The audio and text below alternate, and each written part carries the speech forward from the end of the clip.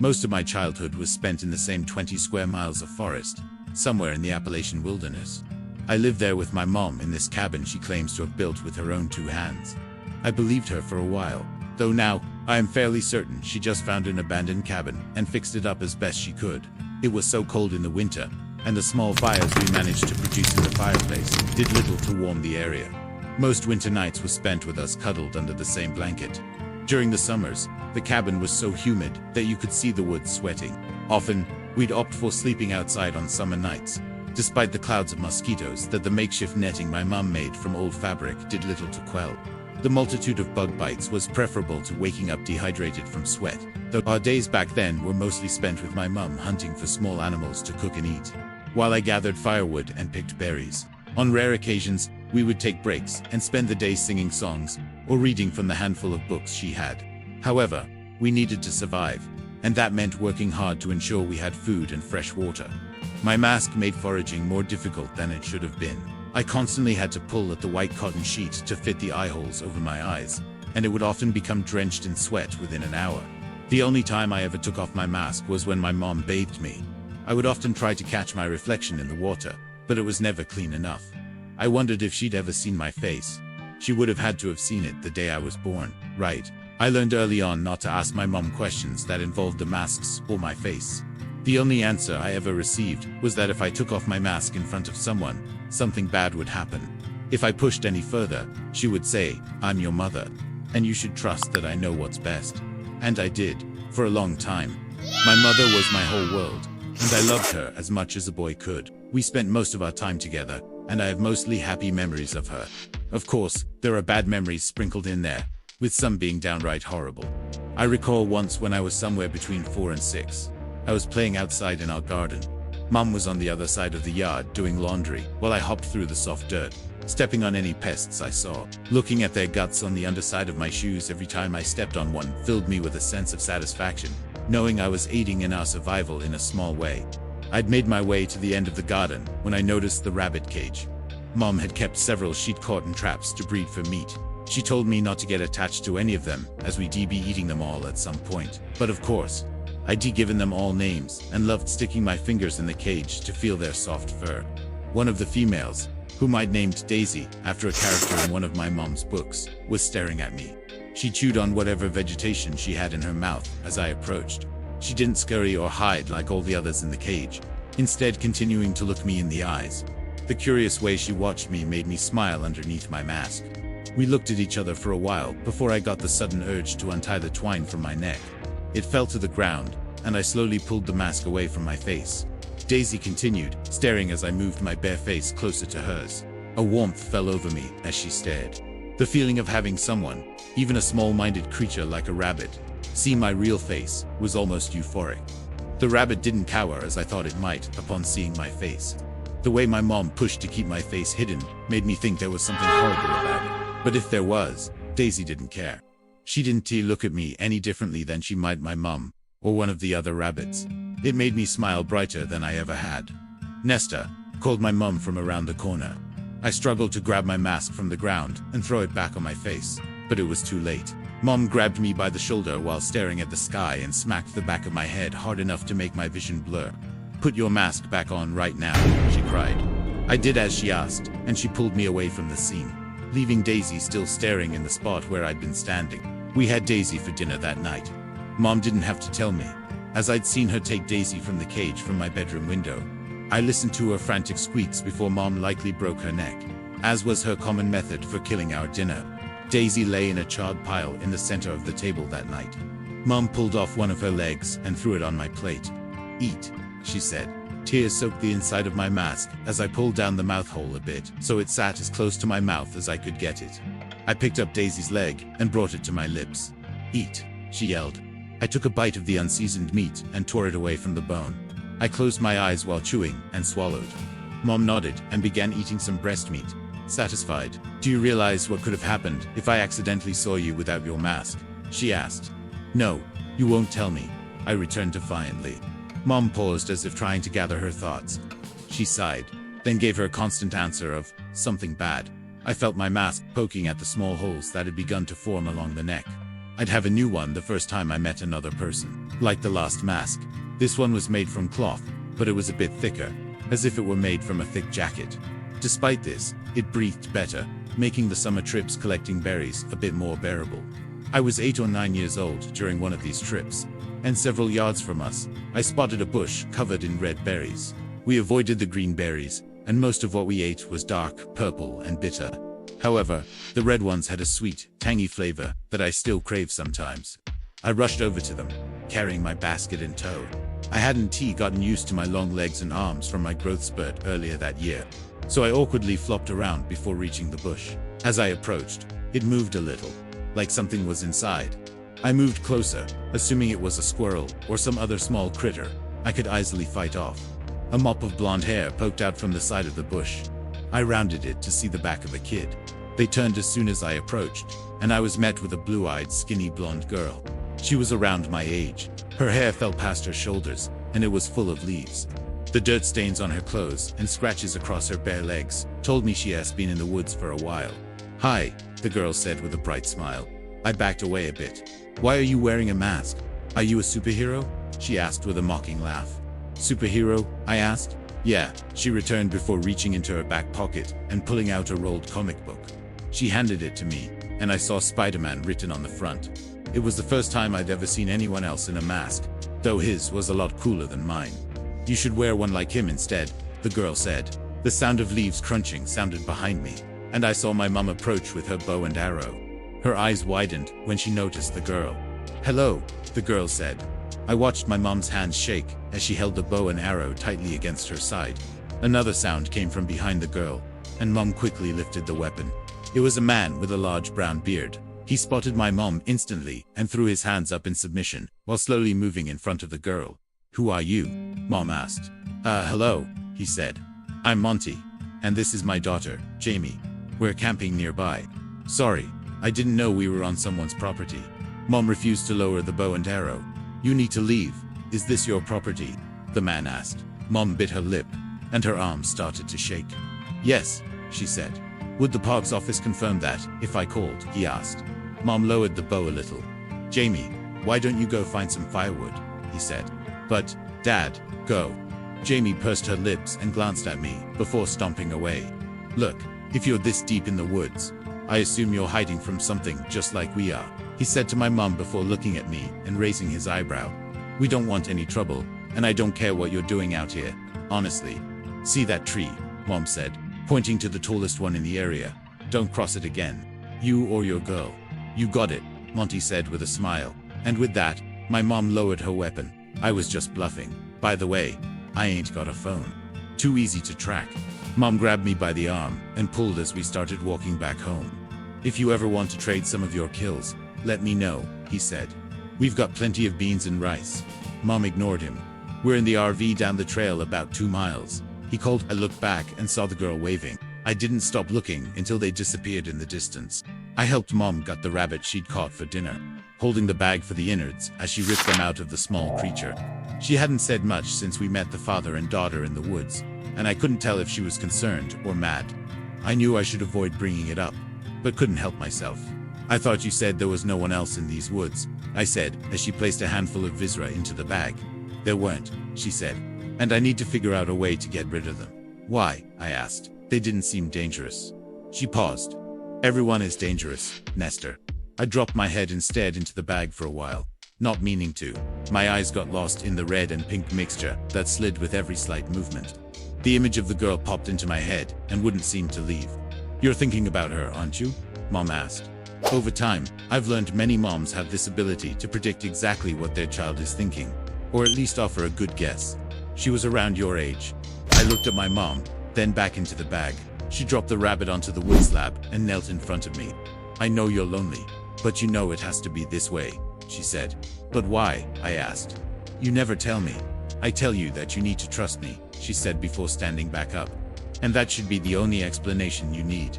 It wasn't though. I don't know if it was the fact that my mind was changing in adolescence, or I'd finally had enough, but I'd already started thinking of ways I could sneak away and meet that girl again. "I know what will make you feel better," Mom said before taking off her bloodstained gloves and going inside. She came back out a few minutes later, holding something behind her back. She stopped in front of me, and my hand started to shake with excitement. I'd never gotten a gift before, and never expected one. The feeling of excitement was something I hadn't had much experience with. She paused for a few more moments as I felt I was about to burst. She finally revealed what looked like a light brown mass, the color of a dying tree. She smiled as he handed it to me. It felt smooth and almost sticky. I pulled the edges apart to see that it was a new mask, but it was nothing like the ones I'd had before. This one had actual facial features, a mouth with lips, a nose like my mom's, and eyebrows. "I made it with rabbit skins," she said.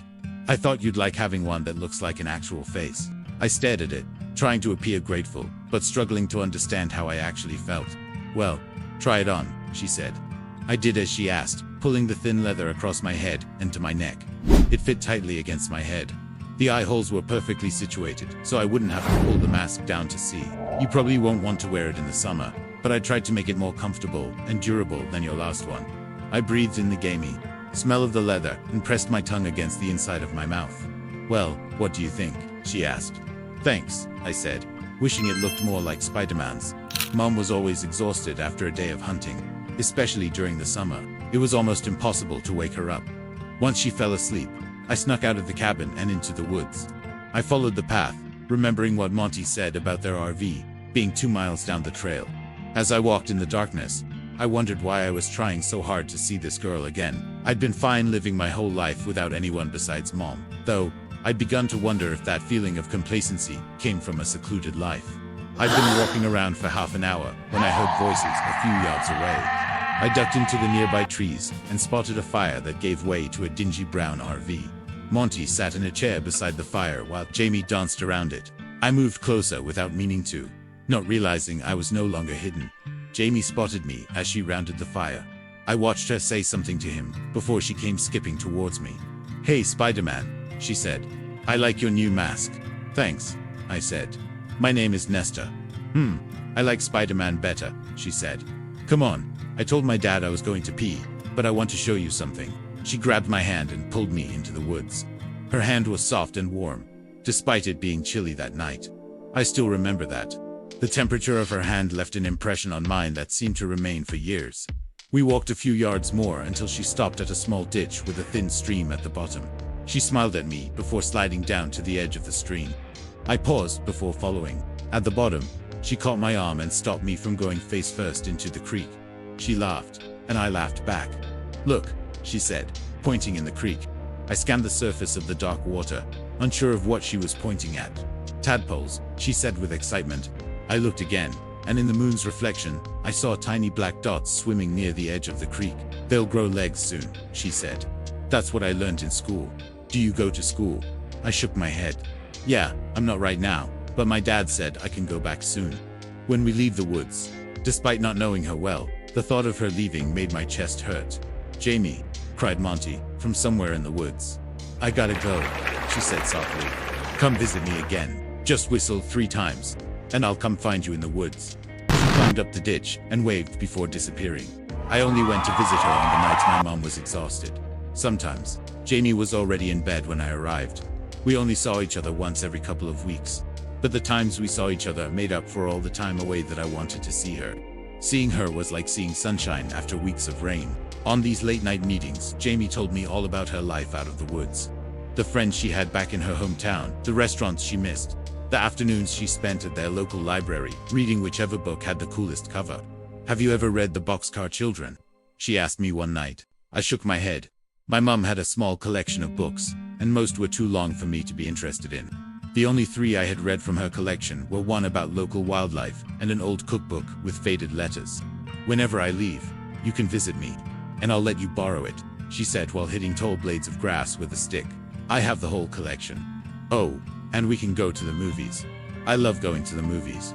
I used to go all the time with my mom and dad before they broke up." "Broke up?" I asked. "Yeah, it's like when adults decide they don't like each other anymore, so they stop living together."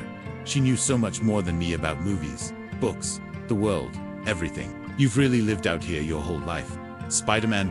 she asked. "Yeah, I think so," I said. "That's cool. You're like this guy in this movie I like called Tarzan, except you weren't raised by gorillas, right?" She laughed. We found a clearing and sat in the cool grass. Fireflies flew around the tall grass like embers. We looked at each other, and she smiled, and I smiled back. She picked at the grass to her side, randomly glancing at me. "Why do you wear a mask?" she asked, not looking up at me. I knew it would come up eventually, though I liked how long she'd gone before asking. "My mom says something bad will happen," I said, wondering if I should have come up with a cooler reason. She picked at the grass for a few more seconds before standing up and dusting her hands. "Works for me," she said before offering her hand to help me up. And as we stood in the moonlight, I knew there was no way my face was nearly as nice as hers. We met each other every few weeks for around a year without either of us getting caught. Though, I got the feeling her dad wouldn't care as much as my mom would. One night when I came back, my mom was waiting in the yard, staring into the woods. She spotted me, and her eyes grew wide with anger. "Where the hell were you?" she cried, moving towards me like an angry bull. She grabbed me by the shoulders and tried to look in my eyes, but I refused to meet them. "Just out for a walk," I said. "You were meeting that girl, weren't you?" she asked. "You know we can't trust them." I pulled away from my mom, and she stepped back, surprised. "What's wrong with you?" she asked. "She's my friend," I said. "My only friend." "I thought I was your friend," she returned, her voice dropping. I paused. "Friends don't keep secrets from each other." "You don't tell me anything." Mom looked at the ground. I could see the thoughts racing through her head. She was considering something. "Why do we have to stay here?" I asked. "Why can't I have friends? Why can't I go to school? Why do I have to wear a mask?" Mom bit her lip, and her eyes met mine. They were red and ready to break with tears. I waited for an answer, hoping she'd finally decided to share something with me. She gripped her fists, then released them. She sighed and started back to the cabin, leaving me where I was standing. "Keep playing with her if you want," she said. "Just keep your mask on." Another year or so passed. I was still frustrated with my mom for not sharing more information with me. But I was happy I didn't have to sneak out to meet Jamie. We even started meeting in the daylight, making it much easier to explore the woods together. I showed her all the things I'd learned over the years, about how to identify poisonous plants, how to find your way home if you got lost, and how to track animals. "Wow, you know a lot about the woods," she said. "Why didn't you ever tell me?" I shrugged. "Will you teach me how to shoot a bow and arrow?" she asked. Mom had just taught me, so I wasn't sure how well I could teach her. However, the pleas in her eyes kept me from saying no. We found a spot near a clearing in the woods, where my mom would often hunt for quails. We ducked behind a log, and I set up the bow and arrow on top of it. A small flock of quail bobbed in and out of the tall grass. I picked a large one closer to us than the rest, and aimed the arrow just as Mom had taught me. The quail bobbed again, and I took a deep breath before letting the arrow go. The flock flew into the air, leaving the arrow on the ground, pointed towards the sky. We walked to the clearing, and found the quail struck through its chest with the arrow. "That was amazing," she cried. "I want to try." It was the first animal I'd ever killed on my own, and I loved that Jamie was here to see it. It made me realize that I wanted her there for all the big moments in my life. We went back to the log with my quail and hid. An hour or so passed before the flock returned and started picking at seeds and insects on the ground. I handed Jamie the bow and arrow. "What do I do?" she asked, holding the bow and arrow at her sides. "You have to show me, silly." I awkwardly moved towards her and placed my arms around her shoulders. I lifted her arm with the arrow, then the one with the bow. I positioned them in the right spots, slowly. Her hair smelled like sweat and dirt, but I liked it. You have to aim and take a breath before shooting," I said. "You need to make sure you're completely relaxing, and taking a breath helps." "Okay," she said. "How far do I pull the string back?" I gulped before putting my hand over hers. She breathed quickly as if I scared her, but quickly settled into my arms. I cupped my hand around hers and pulled the string back. She looked at me and smiled. "I think I got it," she said. I moved away as I noticed my heart beating harder than it ever had. She aimed the arrow and took a breath. She let it go, and the flock flew away. We both watched the arrow for a moment and saw it move. We ran to it and saw the quail shot in the side. I pulled the arrow out, and the tiny bird struggled to move away from us. "Oh no," she said. I could see her starting to cry. "It's okay," I said, picking up the quail and holding it between us. "Do you think we can help?" Before she could finish her thought, I twisted the bird's neck, and it went limp. I held it to him, and she stared at me wide-eyed. I cocked my head at her, but she looked away. "It's okay, you can keep it," she said. We spent the rest of that day at a clearing close to our campsite. She poked at rocks with her pocket knife and stared at the forest, not saying anything. I was about to ask her what was wrong when she dropped her head and began sobbing. "What's wrong?" I asked. She looked back up, then to me. "I want to go home." I dropped my head. "I know my dad is hiding me from my mom," she said. "He picked me up from school one day and told me we were going on a fun trip and that we'd go home soon." I believed him for a long time, but I'm not a stupid kid anymore. I miss my mom. I miss my old friends. I know she didn't mean to make me feel bad, but hearing all this hurt. I thought she was happy out here with me, that all we needed was each other. "I want to leave," she said, "and I want you to go with me." I sat back. "What? I can't. I can't leave." She pursed her lips and set her head on her knees. "Why do you wear that mask?" "I have to. Because your mom says." I paused, then nodded. "Your mom's lying, just like my dad is. I bet you $1 million. Nothing will happen if you take off your mask right now." She moved her hand towards me and gripped the neck of the mask. I pulled back, and she let go. She paused and tried again, and this time, I allowed her to untie the twine. Everything seemed to move in slow motion as she gently pulled upwards on the mask, careful to avoid yanking too hard around my nose and eyes. Everything went black as the last bit of the mask traveled up my face. But then, Jamie's smiling face greeted me with a sun behind it. We stared at each other for several moments. "See? Nothing," she said. "And you don't have any hideous scars or anything, really?" I asked. She shook her head, then leaned in, kissing me on the lips. My eyes widened in surprise for a moment, but I quickly relaxed as it felt right. "Perfect." She pulled away and smiled again. My smile was so big, my cheeks started to hurt. "Let's leave." "Tonight," she said. "Tonight," she nodded. "I can grab food and stuff to last us a while, and you can use your forest knowledge to lead us back to the road. Some adults will have to pick up some kids they see on the side of the road. I'll tell them where my mom lives, and we can go back there. Your mom would let me stay?" I asked. She nodded. "Of course." She stood up and offered her hand to me. I took it and pulled myself up. "Meet me here when the moon is in the center of the sky," she said. 1,000 thoughts went through my mind as I stood there, holding Jamie's hand. I wondered if this was really a good idea, if my mom would be okay without me, if I was ready to leave the woods. But I knew I could do all of it as long as I was with Jamie. I nodded. She started out of the clearing with me a few feet behind her. She paused, causing me to stop. She stood still for several seconds with her arms at her sides, the pocket knife in her hand, shaking. "Jamie," I asked, "are you okay?" She turned to me with wide eyes and her mouth clenched. "Jamie." I moved towards her, but she lifted the knife. I stood frozen as she moved it towards her head, holding it a few inches from her cheek. "Ja!" She stuck the knife deep in her face, and I screamed. She pulled against the handle, dragging the blade along her face.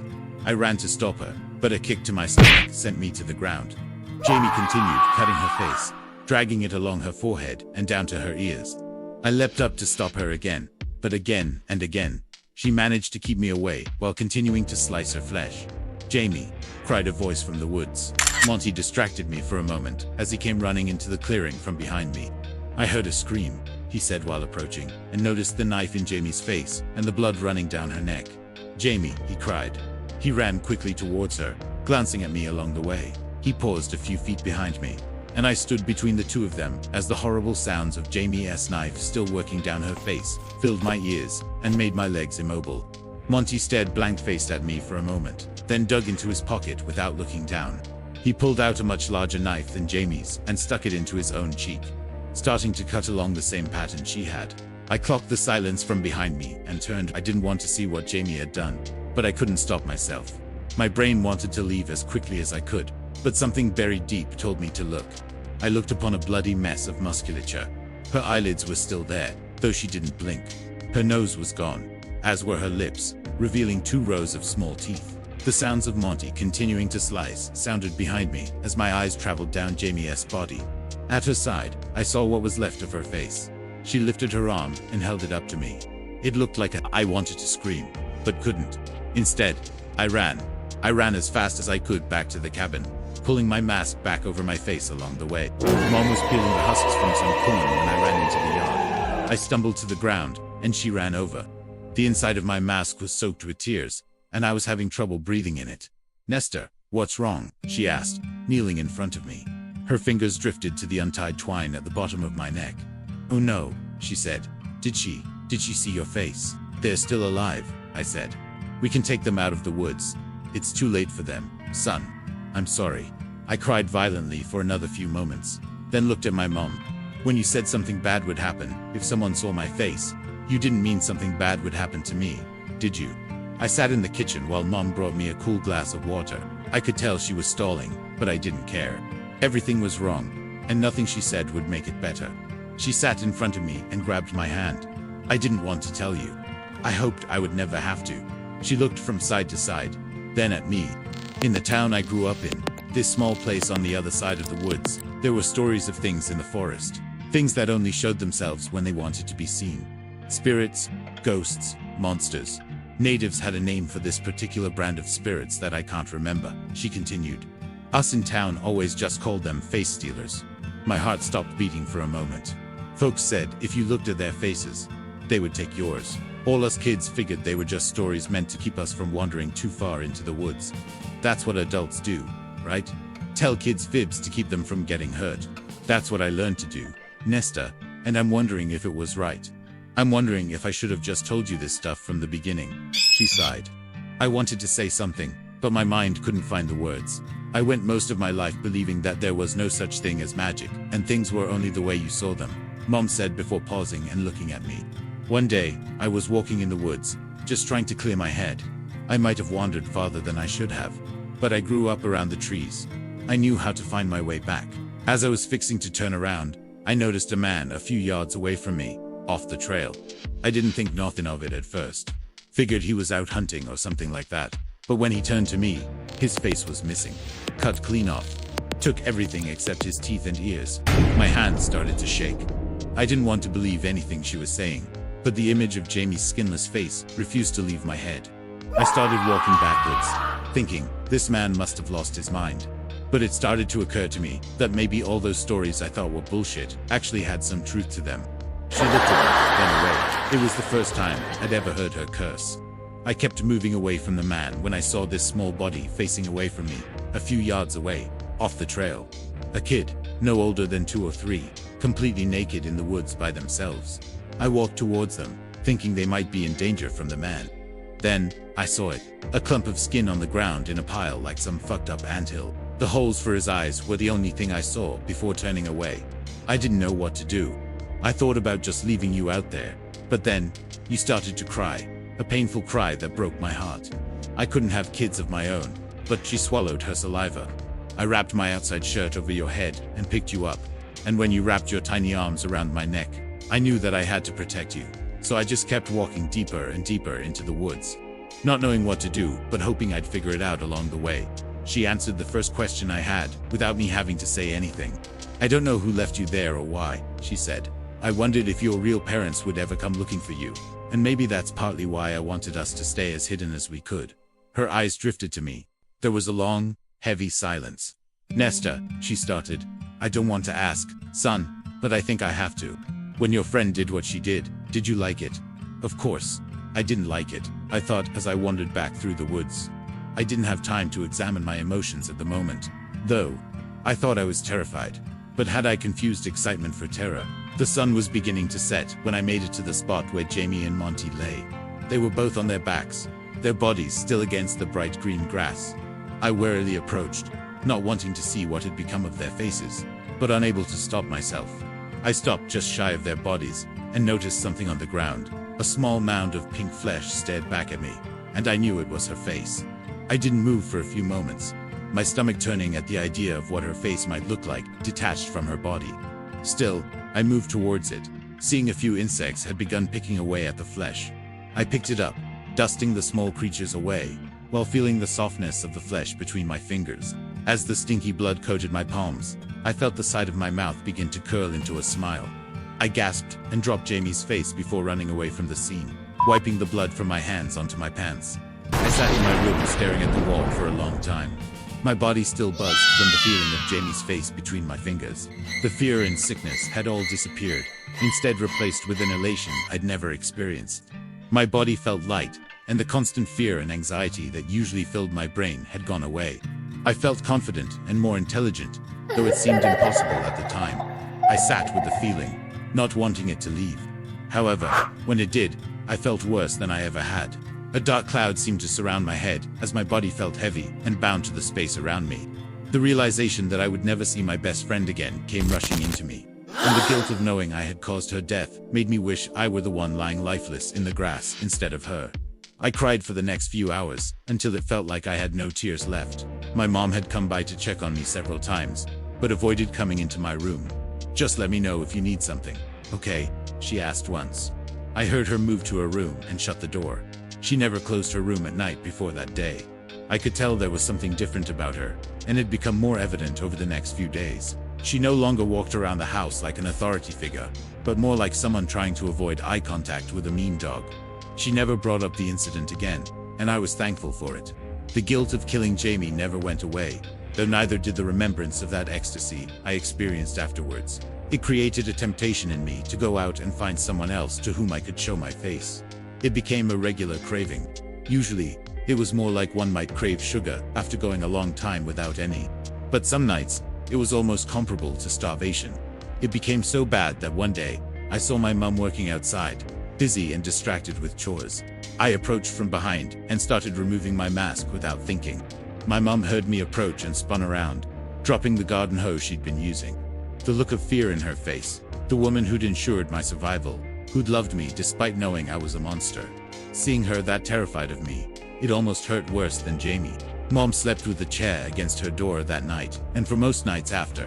While she was sleeping one night, I snuck into her craft room, spotting a large needle she used on leather.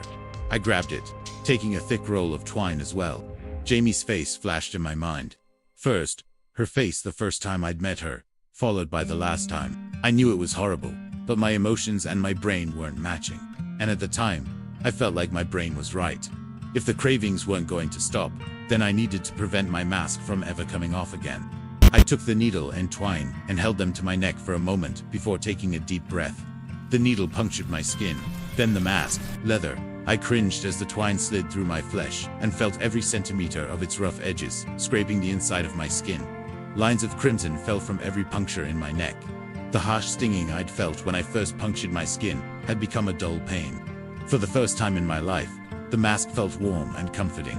I breathed in its leathery smell before lying back on my bed, thankful I'd never hurt anyone. Like I'd hurt Jamie. My bed is much more comfortable these days. I invested in a weighted blanket and a goose-down pillow, and you truly can tell the difference. In a month, it'll be 10 years since I left the woods. Mom died a year prior, and being out there by myself, well, it was lonelier than I can describe, though, on some nights, I would give a lot of money for the peace and quiet of the woods. My apartment overlooks a bustling downtown area, and while the view is amazing, the noise of the city can be a bit overwhelming at times. Thank God for the noise-canceling headphones my ex-girlfriend gifted me for Christmas last year. Though it's my day off, I decide to do some cleaning. I never got around to hiring a new cleaner, and the place has become a bit of a sty. I go to the bathroom and look in the mirror for a moment, seeing my night mask staring back at me. It's more lucid than any of the masks I had growing up, but thick enough to prevent me from seeing my actual face. This mask is milky white and made of a thin plastic. It only covers my face, leaving my hair, ears, and neck visible. The scars where I'd sewn that old mask on became a pale white over the years. No one ever asked about them, though there were only a few people who've ever seen me with my shirt off. Lining the bathroom counter are several other masks, ones I made myself from materials I've collected over the years. I've been perfecting them since leaving the woods. I was able to get away with crude masks for a while, using the excuse of having bad scarring, but I realized how much better it was to get close to someone before doing what I had to do. And people want something they can see, eyes that react to them, lips that move, cheeks that wrinkle when smiling. I think I've almost got my masks perfect. They contour to every crease of my face and match my skin color perfectly. Only sometimes will someone notice something off about my face. Maybe they spot a plasticky sheen to the synthetic skin, or see makeup lines around my lips or eyes. They only make a look of concern and continue about their day, wondering if what they saw was only their imagination. I decide to clean my room first, starting with the mess of clothes in the closet. Before getting started though, I decide to reminisce and drag out the leather box near the back corner of the closet. I place it on my bed and pull the flap open. A smile climbs up my cheeks. I've managed to preserve most of them, with the latest ones being those of my ex-girlfriend and the cleaners. There are 23 in total, but I have plans for several more, so I'm probably going to need to find a better storage system. Seeing all the empty eye sockets and jagged edges of the faces always makes me feel a slight amount of the elation I felt upon taking them. It also makes me sad. Though sad that I didn't go back for her face before the forest took it. Abisso honestor e narrador. Roupas rústicas e gastas em tons terrosos. Rosto sempre oculto por máscara de couro. Postura contida e movimentos cuidadosos que sugerem algo predatório reprimido. Mido Nester. Vestes simples e práticas em cores apagadas cinza. Marrom. Rosto severo e constantemente tenso. Mãos calejadas e olhar de medo permanente. Jami. Roupas adolescentes casuais e claras. Rosto gentil e expressivo, com traços suaves, presença curiosa e confiante, que contrasta com o isolamento da floresta. Monte menos roupas informais escuras e funcionais. Rosto comum e juvenil. Linguagem corporal inquieta e imitativa. Sempre seguindo Jami. Daisy o coelho, menos pelagem branca com manchas claras. Rosto pequeno e dócil. Aparência frágil que simboliza inocência e vulnerabilidade.